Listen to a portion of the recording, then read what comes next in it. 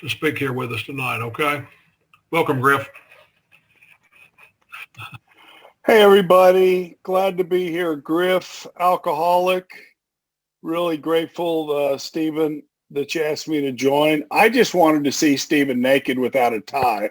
So that's why I came. So I barely recognize the guy because I see him at noon every day all dressed up. But I'm super grateful that you asked me to come share. And, it's always an honor to participate in your own recovery, which is what, getting to share at an AA meeting is all about. So really glad to be here. My sobriety date's January 3rd, 1983.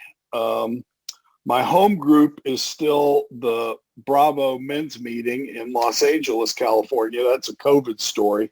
I'm actually in Houston tonight and living in Jupiter, Florida right now, but maybe we'll get to that or maybe we won't. And my sponsor's a guy named Matt Kimball, who's a jewel of an alcoholic on the west side of Los Angeles, and I'm very grateful. We already talk a lot, but Zoom and seeing him on meetings has been great. So, like I said, I'm super grateful to be here, still trying to be the guy that my dogs think I am and, stay sober and help another alcoholic in this program. So I saw the name, which was, I think, Improving Your Serenity. So I don't know if I'm going to improve your serenity. I'm hoping that I'm going to improve mine by sharing.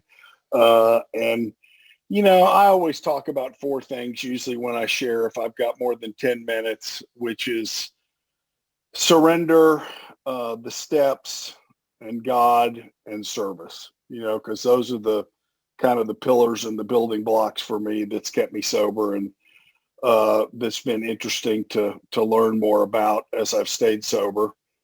And I'm also a quote guy for a lot of the guys on here that know me, Phil and Brian, and some of you guys know I'm a quote maniac because I find wisdom in quotes.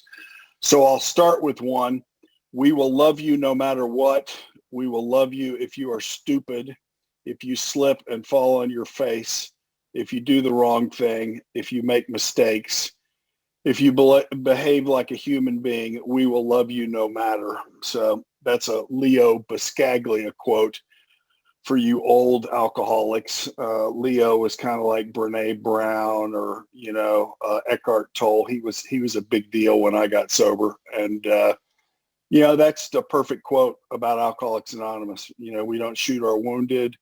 If you've been in AA a long time and are an original winner, which means you never had to pick up a second chip, that's me. So I consider it a blessing, welcome. And, if you're just starting in Alcoholics Anonymous, welcome. And if you're back for whatever reason, I think there's only one reason people are back, but it's a blessing if you make it back here. If you relapse or drink again, and we don't shoot our wounded, we just welcome you back and keep loving on you. And, I was so frustrated when I sponsored my first couple guys in 1983. I was a fast tracker because of the guys that sponsored me. And I was so frustrated when people wouldn't stay sober and really took it personally, which I've had to get over the years. And my first sponsor used to just look at me and he said, Palmer, it's kind of mysterious. He goes, you never know whether somebody's in your life so you can help them change it or if they're just here to make you grateful for what you have. So, there's a lot of reasons people come around these rooms and I've kind of found it over the years that there's no mistake about who God puts in your path. So always be paying attention when you meet new people or somebody gets put in your path, no matter how amazing or inconvenient it is, there's always a reason. So the other thing that's changed for me, I am not a circuit speaker. I'll make that disclaimer right now. I just moved from Los Angeles in Southern California where there are amazing circuit speakers. They're very funny. They carry a great message. It's a little canned for me, but I love them. My sponsor and I would have dinner every night before the Thursday Brentwood meeting. And it just happens by complete coincidence. The last speaker I saw in March at the Brentwood speaker meeting was Clancy before he passed. And it was an amazing talk. He he was wobbling going up the stairs, but he was still as full as piss and vinegar as I've ever seen him. And so I'm not one of those guys. I usually characterize my talk in AA as a stream of consciousness, which I always start out with an idea of what I want to talk about, and then it just kind of goes places. So the other thing that's changed for me when I first started sharing in AA, even if it was just in a meeting, certainly if I was telling my story, I really wanted you to like me, right? Like that was the big deal. I wanted you to like me. And I got over that, I think at 2, 3, 4 years, I got pretty evangelistic. So I really wanted you to hear me. You know, it was like, I thought everybody needed what I had and needed the solution. So I got pretty evangelical about it. And that wasn't, you know, it was exciting, but, you know, it's kind of, I think I've mellowed as I stayed sober longer, and probably because I'm getting older and have less testosterone. So these days, I just want you to feel me. You know, I hope you hear something tonight that might jolt you. If you're new, maybe it's a perspective you haven't really thought of that might make you consider sticking around or giving this thing a try. But you know, topics are always interesting. People always want to talk about success in sobriety, or, you know, it's a mixed meeting. We could talk about sex in sobriety. But I think I'm going to stick with surrender in sobriety. It's been a really good year to practice a lot of surrender. And I'll give away the ending. There is more than one if you're going to do this for a while. So, you know, surrender in sobriety for me is always a good topic, because usually when I'm struggling or not feeling great, it's because I haven't surrendered to something that I need to give up. So the other thing is, you know, there's no experts. I've been sober a long time. I've done some really, really stupid stuff sober where I didn't have drugs and alcohol to blame anymore. So there's plenty of that. There's plenty of life in sobriety. But there's no experts in this program. You know, all I've got tonight is my experience, strength, and hope. So if it's different than yours, that's cool. If it's different than your sponsors, that's awesome. It's just mine. And, you know, I've gotten it through my own effort and through much blessing by a higher power. I understand less all the time. But, you know, as an old timer in AA, I do get concerned that we're a little religiosity is kind of sneaking in, and that, you know, people are seeing the big book as canon, which it's not. I mean, Bill was very specific. He says our book is meant to be suggestive only. We realize we know only a little. So my perspective, although I'm a hardline big book thumper, I just don't have one to thump right here. I'd thump it for you right now. I really feel like AA is a door into something much, much bigger than we have. And it's a beautiful door. But there's a lot of things that come through being sober and getting on this spiritual path that you can't really imagine when you're just trying to, you know, get a signature for the nudge from the judge, or trying to get the wife to take you back, or not get fired, or, you know, there's a lot of reasons we show up here. But if you stick around, it gets much bigger. And I don't really do drunkalogs. I can tell you guys, I started drinking at 14. I grew up in Houston and Dallas. And, you know, if you're a guy that grows up in Texas, you're pretty sure of three things. You're going to hunt and fish. You're going to play football, and you're going to drink alcohol, you know? So culturally, I was raised thinking I was going to do all those things. And I did quite well, thank you.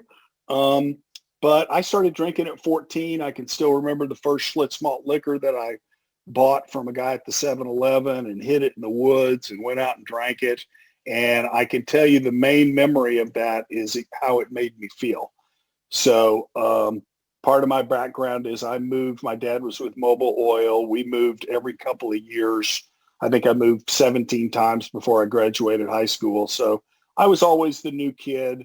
And alcohol just took away all my fear, all my shame, all my embarrassment, all my feeling of not belonging. It was immediately this magic potion I thought I had found the cure, and that led up. I drank for half of my life. I sobered up when I was 28, which is a miracle. But that whole time I drank, I came into AA, and you guys were talking about people with a drinking problem. Alcohol was never a problem for me. It was always my solution, right? And it worked until it didn't. Drugs and every other kind of substance are part of my story because I grew up in the 60s and 70s. It's an AA meeting, so I'm not going to go into detail about pills and dry goods, although there's plenty of those in the big books too. But just suffice it to say that I did all of that stuff alcoholically, and that's why I knew I belonged here. I drank like a fish too, but which meant I drank as much as I could for as long as I could, and used as much as I could for as long as I could until there wasn't any more. And then I usually went looking for more. The old thing of one's too many and 1,000's not enough was definitely my story. So, the background stuff, like I said, I'm not a big drunkalog guy. I will tell you, I was a nightclub DJ. I went to University of Texas, Hook 'em Horns, when it was a pretty fun party school in the 70s.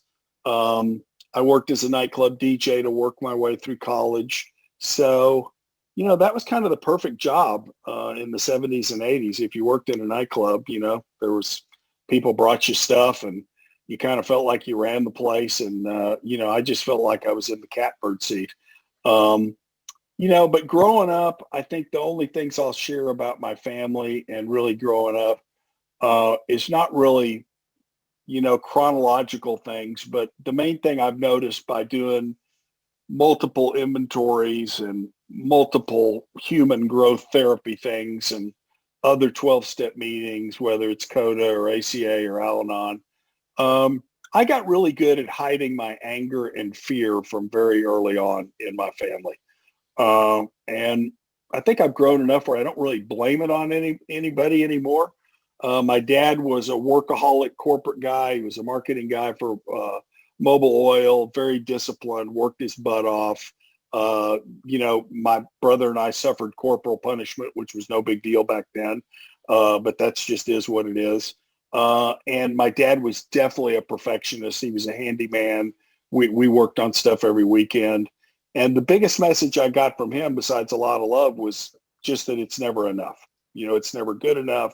It's not going to be enough. And there's always something else I could have done. So that was a message I absorbed in my family. And from my mom, my mom was a stern but very loving lady. Definitely biggest supporter of my dad. She was my enabler with money at times. I mean, my parents were Midwestern kids, and the way I grew up, and I did get to make amends for this, but my parents would have given me every penny they had and the shirt off their back if they thought I needed it and I asked, right? They just were there to a fault because that's just how they grew up. Family was everything. And so anybody that's been, in the middle of this disease knows that, there's some things you got to go back and make up for, because I asked for money I didn't need and, told them stuff that wasn't true. But the biggest thing I think I got was shame and judgment, always comparing, always criticizing, being super critical, as well as I got a great upbringing. My parents were great people. And as I got to parent and raise my 3 daughters, you get a little perspective. And the program has been an amazing thing for me.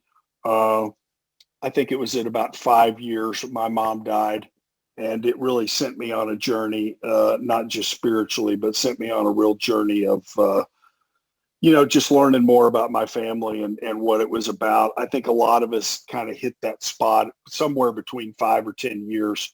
We start wanting to know, why am I an alcoholic? What happened to me?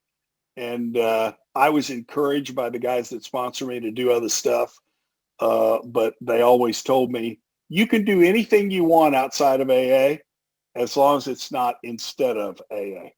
So they were really good at reminding me that to stay in this program where I'm broken like the rest of the tribe is a special gift that I'm not going to get anywhere else. I'm not going to get it in therapy. I'm not going to get it at church. I'm not going to get it at yoga. I'm not going to get it at a Tony Robbins weekend. That there's something very special here, and that all that other stuff is fabulous. And believe me, I've done all of it in 37 years sober, but I always knew where home base was. And I never thought, that if I just did enough therapy and fixed that trauma, then I'd be able to drink like a normal drinker. And it was funny. I was doing some step work before the meeting with a friend, and we were reading more about alcoholism, and that paragraph, a couple paragraphs are just amazing to me. I'm going to read a couple of them. It says, "We are like men who have lost their legs. They never grow new ones. Neither does there appear to be any kind of treatment which will make alcoholics of our kind like other men. We have tried every imaginable remedy. In some cases, there has been brief recovery, followed always by still worse relapse. Despite all we can say, many who are real alcoholics are not going to believe they're in that class. By every form of self-deception and experimentation, they will try to prove themselves exceptions to the rule, therefore non-alcoholic. If anyone is showing inability to control his drinking, can do the right about face and drink like a gentleman, our hats are off to him. Heaven knows we have tried hard enough and long enough to drink like other people." So, I did all that. And believe it or not, some of that stuff applies when you're sober. The topic we were talking about tonight on step 2 and step 2 insanity, we were talking about the reverse insanity of step 2, which is once you're sober and life gets pretty good and you start having a little success, for some reason we think we can stop doing all the things that we've done to get there and everything's going to be just fine, right? And that's the same insanity, for me, that continuing to drink when things weren't fine was. So that was just good for me. And when I read that, I remember that when I couldn't drink like the normal drinkers around me, what I did, I went and found some people who drank and used like I did. And if I picked Brian and said, if I ever get as bad as Brian, I'm going to stop. When I got as bad as Brian, I would pick somebody else that was worse, right? And so it's a real interesting way to walk down the ladder, to a pretty deep abyss. So, I'll just talk about my intervention because it's funny. My cocaine dealer and my alcoholic both told me, my employer and my coke dealer both told me they thought I was an alcoholic the same week. So the universe was trying to tell me something. My employer intervened on me, which back then people didn't do. If you had a drunk DJ or bartender, you just fired them and got another one. So I still stay in touch with those people and thank them every year for saving my life. And it's been a really interesting journey. So they told me that they thought I should go to this treatment thing. I was very lucky. I had no idea what Alcoholics Anonymous was. I had no idea that it was a program of abstinence, or I wouldn't have gone. There weren't really rehabs at the time. There were nut huts or mental institutions. In Houston, there was one lockup nut hut and one non-lockup nut hut. So I chose the non-lockup nut hut, took some Hawaiian pot in my gym bag and went to treatment, right? And found out there that it was a program of abstinence, learned a little bit about Alcoholics Anonymous, but I was just really lucky. The guy that ran that place was a sober alcoholic of 20 years who took us to meetings and just really drove home the fact that if you don't get hooked up with AA when you get out of here, you don't have a chance. So I felt, looking back, I realized how miraculous that was, because not everybody gets that message driven home when they have their first, exposure to Alcoholics Anonymous in this program. And, he was big on surrender. That's why I always talk about surrender. So, surrender is just this idea, that we're real alcoholics and that we have to really admit that to ourselves. It's really tough. It's not an easy thing. If you love drinking and drugging the way I did, I could not imagine life without it. when I first got here. So, we talked a lot about surrender. There's a couple of definitions of surrender, and it has nothing to do with giving up. I always thought it was giving up because I was raised with John Wayne in Texas. Surrender means to stop fighting, which, is really useful if you show up here. And the other definition of surrender is to join the winning side. So if you're here tonight and you're sober, that's definitely happened. Welcome. And so, the other thing this guy really told us in treatment, and I had no idea what he was talking about, but it really was true. He said, the claw is always going to be out there. And I thought he just meant the claw that would drag me back to drinking. But he said, no, the claw is the pull to do all sorts of addictive stuff as a substitute for our spiritual desires, right? And the guys that me and Brian sobered up with at the Post Oak Club used to talk about the God-shaped hole. Honestly, I couldn't really understand much of the 164 pages in the big book when I first got here. Frankly, it could have been Mandarin Chinese to me. So there were two things I related to in the first 164. Actually, one was the doctor's opinion. If you haven't read that, reread it. It was very authoritative, and it was actually the first time I ever realized that I had something that might be a disease, and that it wasn't my fault. The other part was the jaywalker in the big book. I related to the jaywalker story. The rest of the book, my sponsor actually sent me to the stories in the back. And the first year I was sober, I read a story almost every night to put myself to sleep. And that's where I started relating to you guys and people in meetings and realizing it's like, wow, I actually belong here. This is my tribe. So the other thing this guy used to talk about was spiritual laziness. And he said, here's how you know if you're spiritually lazy. He said, it looks like sarcasm, cynicism, anger, hate, fear, resentment, arrogance, victimhood, and if only. So he said, if that's how you're feeling, you might be spiritually lazy, right? So actually, when I got here and at times in sobriety, I felt all those things. So it's always a pretty good indicator to me that I need to get back on my spiritual horse and do some work, right? And the other thing he told me that's been really interesting, because I'm a reader and a studier and a seeker, he said AA is not about knowledge and understanding. He said AA is about faith and action. So, he said the knowledge and understanding is great. You can thump the big book or memorize parts of it and sound really good in a meeting. But he said the only way this program works is just have faith that it works and get busy doing it, right? And that's been really, really good advice, because I still, I need to remember that studying prayer and studying meditation is not the same thing as praying and meditating, nor is studying service work the same thing as doing service work. So I'll just talk a little bit about the steps. When do you want me to knock off, Stephen? 7:55? Yeah, perfect. Okay. So yeah, I just want to highlight a couple of the steps or ideas about the steps, because to me, the steps are, this is where the magic starts to happen. If you're going to meetings, that's fabulous. Keep doing it. The fellowship has been huge for me because I'm a very social person. But meetings by themselves, in my humble opinion, won't keep you sober. I mean, the steps are where it's at. And I was lucky. I was sponsored by guys who got me working the steps quickly and thoroughly. And I had great sponsorship.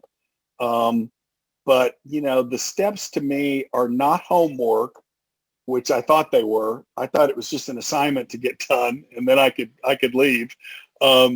They're actually a practice of this new design for living that we're going to be doing the rest of our sobriety. So, the guys I sobered up with said, when you get to 12, go back to 1, work it like a clock. And they said, if you don't know what step you're on, work the step of the month you're in. So we studied them a lot. I'm still in a big book in 12 and 12 study because the magic, like most spiritual literature, AA literature is the same way. Every time you read it, it will be different. That's because you've changed, right? So I still read stuff that I didn't know was in there or sounds different than it was the last time I read it because something's changed for me. And a lot of times things won't make any sense or won't stand out until you need them, and then they'll jump off the page at you. It's like, where's this been all these years, right? So step one for me, obviously there's principles behind every step. Step one to me is just about, are you done?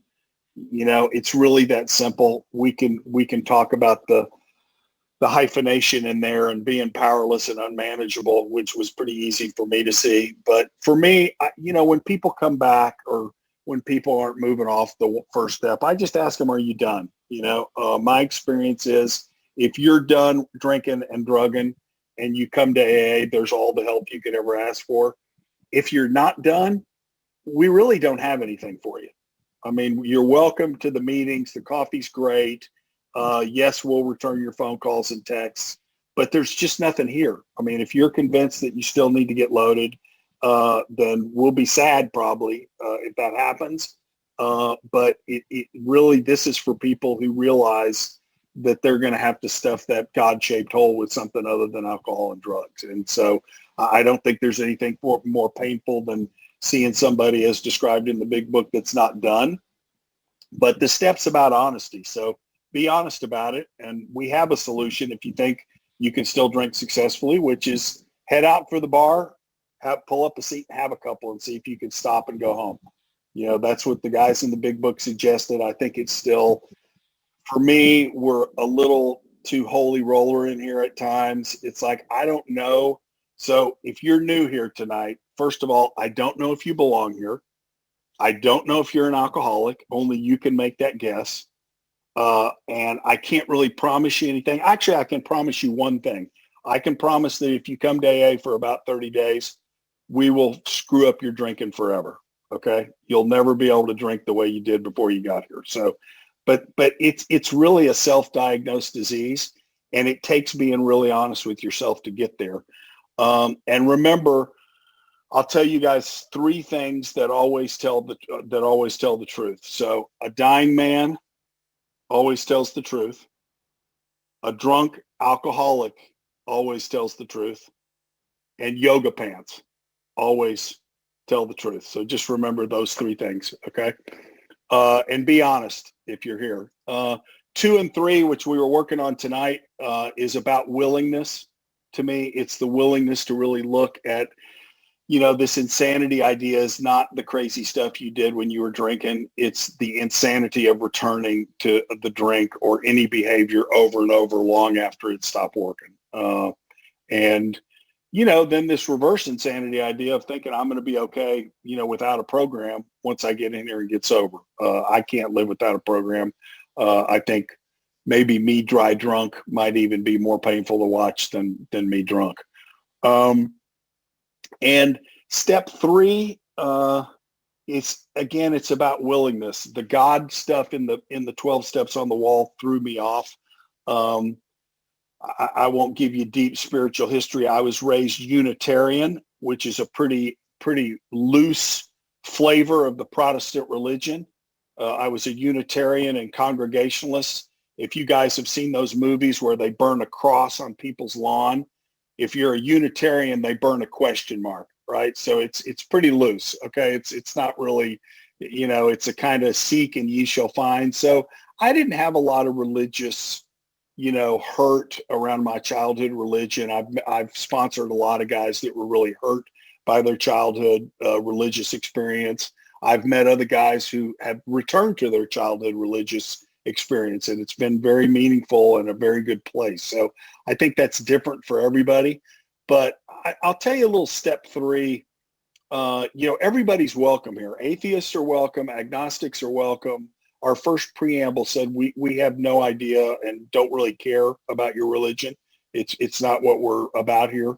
This is about finding a spiritual solution and something higher, and everybody has to do that search on their own.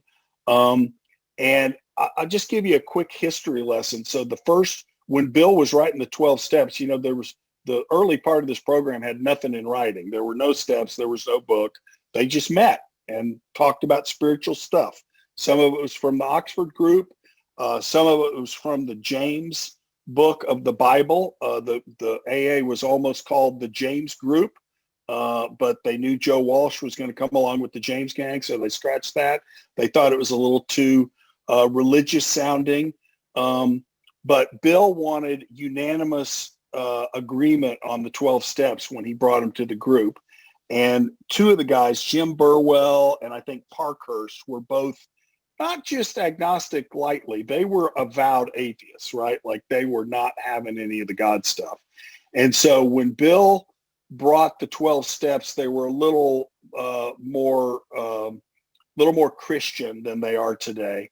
And both these two guys refused to sign on to that document. And because they were 20% of the group, Bill basically had to listen to them. So he was forced to hear them out. They reached a compromise. They made 4 changes in the 12 steps. In step 2, a power greater than ourself was replaced God, right? In steps 3 and 11, the single word God was qualified by the addition of as we understood him. On our knees was cut from step 7. So that used to be in step 7. And the sentence, here are the steps we took, which is suggested as a program of recovery, was added to introduce the steps. So they were offering them as suggestions rather than imposed as rules like the Oxford group. So the only reason I tell you guys that history, I love AA history, but honestly, without those changes made by the atheists, I wouldn't be here today, right? Like those changes when I read and studied the steps in the first couple of years were soft enough for me to consider what you guys were doing here. If I had been told what to do and that those were the rules, I would have been out on the street and certainly dead by now. So we'll talk about God a little more before we get out of here. So 4 and 5, short suggestion. It's an inventory, not a novel. There are places and therapies and other books that you're welcome to write a novel. But the basics of 4 and 5 are what did I do? What is my part? And what are the patterns? And that's why we sit down and do them in front of God and with another human being. And I think sometimes a lot of people make a lot harder work of 4 and 5 than they need to be. I mean, there's instructions in the big book. If you're bored and back doing another 4 and 5, the 12 and 12 is amazing. There's a long list of questions in the 12 and 12, as well as they suggest you slice them up via the 7 deadly sins and look at your defects that way. So there's a lot of ways to do inventory. I'm a 4-column guy, but it's really, again, this isn't homework.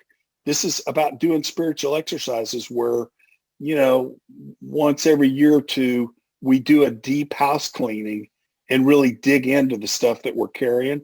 I just did a men's retreat that Brian and I used to go to in Houston a couple of months ago. I did a 4th and 5th with one of the fathers out there. There was no major baggage I was carrying other than a lot of fear from the last couple of years, economically and career-wise. And, when I left that 5th step, I just thought, why do I always wait so long to do this stuff? It's just magical. I was like 2 feet off the ground and light as a feather and, saying, top of the morning to everybody. I mean, it's really an amazing exercise. So 6 and 7 is more inventory. I always tell the guys I sponsor, put the baseball bat down. 6 and 7 is not to carry your little list around for the rest of your life about how imperfect you are. It's to identify the additional character defects so God can remove them. And there's really an amazing thing. If you'll Google the 7 virtues, my sponsor had me find out what the opposite of the 7 deadly sins were. So instead of trying to not do something, I could begin to aim at something I wanted to do. So if I tell you guys don't think of an elephant, guess what? Right? I mean, so you really need to identify what's the opposite of your character defects, and that's the behavior you're really after. And there's some great spiritual questions answered in 6 and 7. The biggest one being, do you guys know the spiritual answer? Can Buddhists use email? And the answer is yes, but no attachments. Okay, so you Buddhists are going to get that here in a minute, and it's going to be funny. Okay, so 8 and 9 is more inventory, repairing and repeopling. If you haven't found the Ho'oponopono prayer, it's a pretty good one. It's an Hawaiian prayer. The Ho'oponopono goes like, I love you, I'm sorry, please forgive me, and thank you. It's a very powerful amends prayer. And the biggest coaching I always do with people that are on 8 and 9, do them with a sponsor. 8 and 9 are not to be done alone. They're definitely sponsor kind of work, and it's really useful. The biggest relief I can tell you is a lot of people I had on my 8 and 9 list, my sponsor knocked off of them. Most of them were old drug dealers and girlfriends, and I had no business spending time with them. But the amends process with my parents and people I loved was very, very powerful. So then we're moving on to 10, 11, and 12. And the only thing I notice anytime I talk about the steps is 4, 5, 6, 7, 8, 9, and 10. You've got more than half of the 12 steps are about inventory. And it's really not a beat yourself up inventory. They're all exercise geared around waking up. So the idea is we become self-aware, not like we're selfish and self-centered. We become self-aware and humble because that's what it takes to be spiritually awake. So are you going around in the world like you're spiritually awake today, right? Are you smiling and waving at the guy behind the counter? Are you bringing a little good wherever you go? Because the spiritual awakening for a lot of us takes, doing all the steps, and some of us fall asleep again while we're sober. So that's why staying around the program is really an amazing thing. So, I a lot of times will talk about the greatest joys and deepest sorrows in AA. I don't have time to do that tonight, but I will tell you a couple of them. So the greatest joys for me is that there is a solution. If you're here and can't quit drinking, or alcohol and drugs are ruining your life, the nightmare is over. You found us. Just stay. Okay. Just stay. Don't keep coming back. Just stay. All right. That you can make amends, that you can feel clean again, that you don't have to feel, carry the rock and all the stuff that we do. My marriage and family in AA was one of the greatest joys. It didn't end well. At 20 years sober, I went through a heinous nuclear divorce that I'll let them tell their end of the story, but really, really hard. But I stayed sober through that, and it was through friends and sponsorship in this program got me through that. So whatever you're going through in this crazy year, stay sober. You'll get through it. Sponsoring and helping people, seeing lives blossom and change. There's nothing really like that. They say it in the big book in a different way, but that's why we sponsor people, to remember why we're doing this. And besides the divorce, I think the deepest sorrows are just seeing people we love die of this disease in our family and around us. It's really hard to watch at times, but there's always something to be grateful for. And my other deepest sorrow is just all the mistakes and imperfections I've got. I finally figured out, thanks to the grace of God and Alcoholics Anonymous, that I'm human, and that I'm just a worker among worker and a friend among friends, and that I belong with you guys, right? Like, I'm not the worst that ever was, and certainly not the best that ever was. So I'm good. I fit right in the middle, right? So, I'll end and talk a little bit about God and service. When I was doing the third step, when I got sober, my sponsor was amazing. I did all the normal things of why I didn't believe in God or why I thought religion was hypocritical. It was straight out of We Agnostics. I'm a very predictable kind of alcoholic. And after a couple of weeks, he stopped me and said, Grif, we're not going to talk anymore about what you don't believe. For the next 30 days, I just want you to tell me what you do believe. And it got really, really quiet because I didn't really know what I believed. I could talk about everything in the negative and tell you what was wrong with it, and but I couldn't really tell you what I believed. So he was really responsible for setting me down a long spiritual path. I'll tell you guys, I'm a deeply faithful Christian who's been practicing Buddhism 17 years. The last 5 years, I've been way into the Stoics. So my spiritual, stereotyping is going to be really, really hard. You'll never get me in a bag. But the two biggest things that sent me deeper into the spiritual path was my mom dying at five years sober, and this divorce at 20 years sober. And it, even though those were super painful events, thank God to Alcoholics Anonymous, I knew that I needed to dig deeper into my relationship with something higher. So for you, whether that's Jesus or Buddha or something Hindu or Allah or divine mind or universe, or for me, it was nature. I'm a big beach guy. I love poetry. I love music. Music's been probably one of the biggest portions of my spiritual walk. I don't know if I'd be alive today without music in my life. And lastly, just love. One of the most beautiful things a guy ever told me when I was bitching about something where I didn't like the G word, he just said, everywhere the big book says God, just put love in instead and see how that works for you. And it was magical.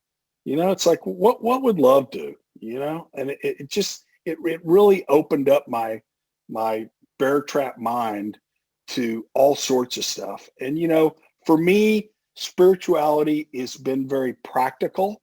It's like I pray and meditate a lot now, more than I ever have. And I kind of think now that the older I get, probably the more I need God. So there's a part in We Agnostics, it says, we found the great reality with a capital G and a capital R deep down within us. In the last analysis, it is only there that he may be found.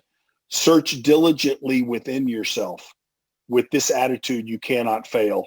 The consciousness of your belief is sure to come to you. So, I'm